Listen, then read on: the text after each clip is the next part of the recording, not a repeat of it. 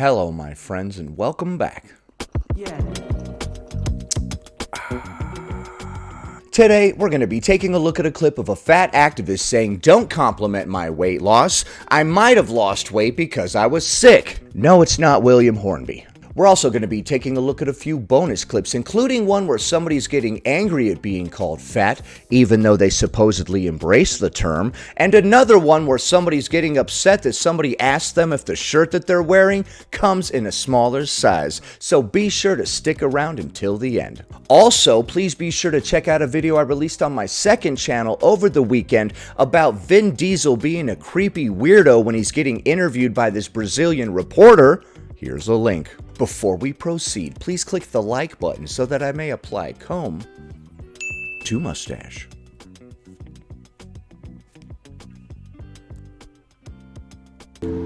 Hello, TikTok. Hello. I'm here to give you a little PSA, and sorry if this is a little off-brand because I've gotten some new followers from my calves. People are following you just for your calves. Okay. I'm gonna have to see those calves. From pickleball and Judaism. And this is about none of it. This summer, I worked at camp for 2 months, which is great. I love camp. I work at camp every summer. However, my health was rough this summer, like really bad. I had like stomach COVID or something. I couldn't digest food for like 2.5 weeks. And this summer, I lost like 20 pounds. Okay. I just got home 2 days ago and everyone's like, "Oh my God, like you look so amazing." Like, I don't want to be inappropriate, but I just want to like comment on like how good you look. And then I get the really fun thing of being like, yeah, that's because I couldn't digest food. You don't have to respond that way. You could just be like, "All right, thanks. Yeah, I did lose about 20 pounds. I still don't understand why you would be upset with somebody for complimenting your weight loss, even if it happened because you were sick. You still lost weight. You still look better because you lost weight. What's the problem? If I had AIDS and I lost a bunch of weight and somebody was like, "Wow, man, you look really good. You've lost a bunch of weight." The one thing I'm not going to do is be like, "I had AIDS." I'm like, "Thanks, man. Yeah, I was overweight and I did lose some weight." I might be like, "Yeah, chemo will do that to you," or something like that, but I'm not going to try to make them feel bad about it. "Damn, you look good. You lost a bunch of weight, huh?" "Yeah, I did." "'Cause I have AIDS." "Okay, well, that definitely sucks a lot and I'm sorry to hear it. But you did lose weight and you do look better because of that." "How dare you! Weight lost from diseases doesn't make you look better at all, even if you were previously overweight. Everybody knows that." "No, all those diseases and stuff suck, for sure. But your ass is definitely looking a lot more snatched in those boom boom shorts, I must tell you." "Listen, man, I have a lot more complaints about this, but..." "Wait, my ass is looking snatched in those boom boom shorts? Okay. All right, you know what? I'm not that mad at you anymore. You're actually kind of dope, honestly." And still am not back to normal yet. And so my body might look like this now, but it's not going to look like this forever. "So you're going to gain the weight back? You're already planning on that?" Okay. "It's weird that you're getting so upset at a compliment. I didn't know that you were sick." This is why you don't comment on people's bodies. Even if you think you're giving them a compliment, you're just causing trauma. "What? Trauma? Because I complimented your weight loss." Okay, so the word trauma is a very interesting word. People have been through wars and stuff, and like people have been kidnapped and held in other people's basement and whatnot. And what they call their experience is trauma. Maybe what you've gone through when somebody was like, "Hey, you look good because you have lost weight." Maybe that isn't in the same category as the guy that was locked in somebody else's basement and tortured for several weeks straight. I don't know. Or like a woman who's had somebody force themselves on her. That's trauma. That's what they would call their experience. They would call that trauma. For you to call yours trauma when you got a compliment on your weight loss, can we see how this is problematic? Like maybe it sucked, maybe it made you feel some kind of way, but trauma? Come on. And then, like, when I gain weight again, if I gain weight again, I don't know what my body's gonna want to do. Like, that makes me feel bad because you're only saying I look good in a smaller body. Dude, it sounds like you have a lot of personal mental problems that you need to work on. Saying that my body is better than bigger bodies when all bodies are good bodies. Well, some could assert that the person that spends a ton of time in the gym and eats right 24/7 has one of the best bodies. I don't know if I would say that all bodies are good bodies in the same sense that I wouldn't say all jobs are good jobs, right? That's why we don't comment on people's weight loss or anything, because a lot of times we don't know what's actually happening. And this is why we don't promote these things, because if we just learn to accept our bodies exactly how they are, then we will never strive to better ourselves. If we just accept the job that we have, the bank account that we have, the degree that we have, the place in life that we are, then we will stagnate, surely. the world would be a better place. Thanks for coming to my body rant. Yeah. Some people are so bitter that you literally can't give them a compliment, or they're too insecure to take a compliment. I've seen that before. All right, well, I disagree with all that. It sucks if you lost weight in an unhealthy manner, or because you were sick or had a disease or whatever. But if you were previously overweight and now you have lost some weight, you are taking a step in the right direction as far as health is concerned. Next. So I was at Starbucks a couple days ago at the drive-thru, and I saw this. It says, "That car makes you look fat." Okay, that's a weird bumper sticker. I guess that's a play on, "Does this dress make me look fat?" On the back of the person's car in front of me. And it pissed me off. That was clearly directed at you. Back when they bought that sticker and put it on their back window, they knew eventually that you would be behind them and that you would see it. Because even though I have reclaimed the word fat and I don't take offense to that, Sounds like you do. I know very well what it feels like to be offended by that word, because I was for many, many years. What? Okay, so the word fat is not offending me, but I know what it's like to be offended by that word. So this is offending me. What? This makes a lot of sense. The reason why this bothers me so much is because that whole thing about pretending to embrace the word fat was just a display and it wasn't real. because this just proves how fat is the last acceptable form of discrimination that there is. It proves all that. That's weird. It didn't prove that to me. How does this prove that it's acceptable still? Well, clearly this person feels comfortable enough to put that kind of statement on their car.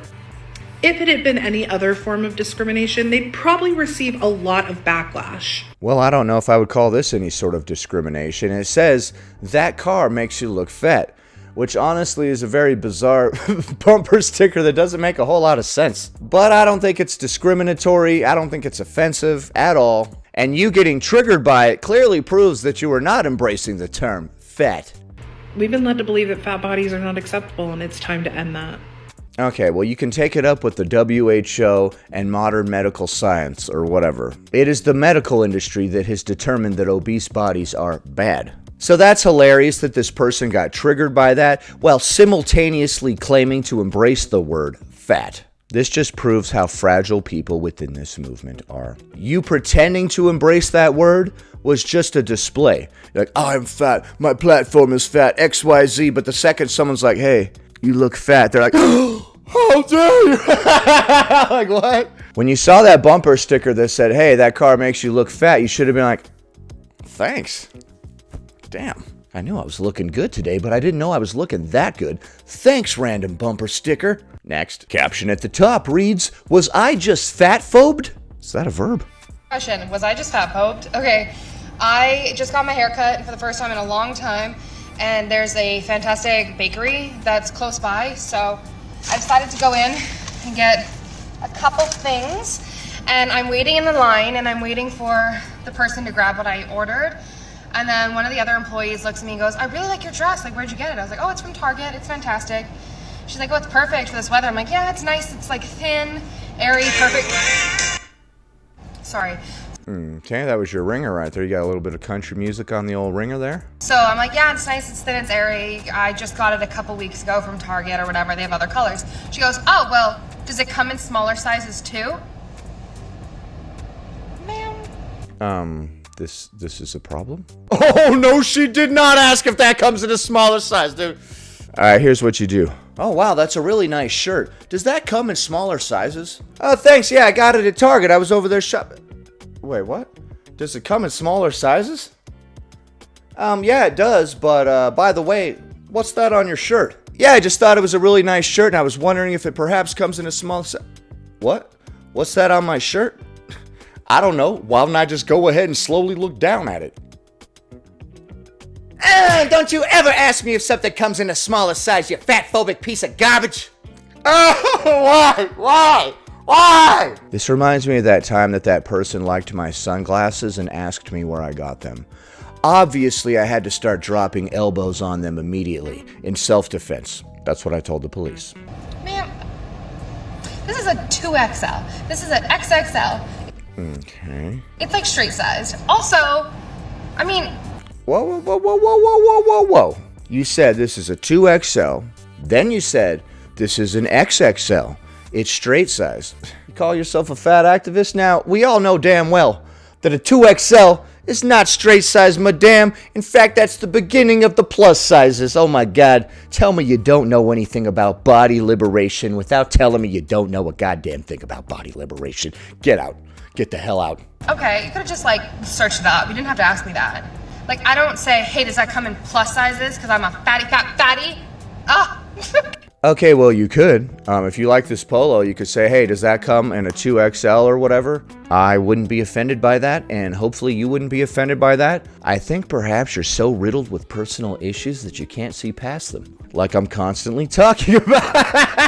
That's a reoccurring theme on this show. Next. All right, this is weird. I threw this in here because it's weird. Is my daughter embarrassed that I need a seatbelt extender? We are flying home to Chicago, and we know what that means. What does mommy need when she flies? A seatbelt extender. That's right. Who do we ask for it? The flight Why are you bringing your kids into this? attendant. That's right. We're going to ask for a seatbelt extender. Okay, so she's trying to prove to the world that her child is not embarrassed that she needs a seatbelt extender. Story time. All right, well, I don't know about this particular child, but when I was a child, my grandma was morbidly obese. Basically, we were always left at our grandparents' house. I would be insanely embarrassed to go to the grocery store with my morbidly obese grandma because she would be waddling through the store insanely slow and just buying food and this and that, and I don't know, I was like 10 to 12 years old. It was the most embarrassing goddamn thing ever. So I can't speak for this kid, but I could speak for myself, and going to the store with my morbidly obese grandma for some reason was the most embarrassing damn thing on earth when I was a kid. I can only imagine how mortified I would be if my grandma needed to ask for a seatbelt extender. I'm not trying to be mean, but we all know how kids are, dude. My kids are probably embarrassed to be in public with me because I have a mustache or some goofy crap that's random like that, you know? Kids are like that, dude. Kids are just like, different. And so if your parent or grandparent or whoever is watching you stands out among others in the crowd, I would be embarrassed by that as a child, yes. Sorry, kids are kids. Hi, how are you? I'm good. How are you? Can I have a seatbelt extender, please? Yes, sure. Thank you so much. Thank you. Let's break down why this interaction is so important. My name Okay. is Alyssa, and I'm your plus-size mom friend in binge eating recovery. You're my plus-size mom friend? Okay. I want my daughter to be as desensitized to asking for a seatbelt extender as she would to ask for a Band-Aid if she were bleeding. I would prefer to not encourage my kids to become so large that they need a seatbelt extender. Whether she grows up one day to need a seatbelt extender, whether she's flying with someone who needs a seatbelt extender, or one day her child or her spouse needs a seatbelt extender, I want her to know that it is okay and not shameful to ask for what she needs to fly safely and comfortably. Okay, well, I don't want to encourage my kids to need whatever sort of assistance device for a condition that is within their control. Instead of trying to relegate my child to the inevitable fate of being too large to fit into a seat, I am instilling proper eating and exercise values into them now. And no, I'm not saying that I make my kids exercise or lift weights or anything. I mean, like, we go and do physical things, like we go for a hike or do other physical things out there that are actually fun. Kids should be running around, not eating until they need a seatbelt extender. And kids emulate what they see, so maybe we should be a better example for them, right? She knows that sometimes I need a seatbelt extender, sometimes I don't. It depends on the plane, but I want her to know that there is no stigma to asking for that. The way we have open and honest and casual conversations about our bodies and food and diet culture with our children will pave the way for a better future for all of us. I agree. That's why it's important to teach a child proper eating from the time that they are young, so they're just used to it. It's part of their lifestyle. So many of us were raised by people that didn't know jack about what a proper diet is. And then we had to figure it out later on our own. It would have been nice to have that jump start and actually be eating healthy for the first half of my life. So what do you think of the clips that we just saw? Should we not compliment somebody's weight loss because they might have lost it from some bad stomach flu? Should we get triggered by the word fat even though we're supposedly embracing it? Is it offensive if somebody asks you if that shirt comes in a smaller size? And finally, should we get our kids used to the idea of using a seatbelt extender? Leave a comment below. Happy Monday, everybody. Anyway, that about does it. Thanks for watching, commenting, liking, and subscribing. And I'll see you in the next one.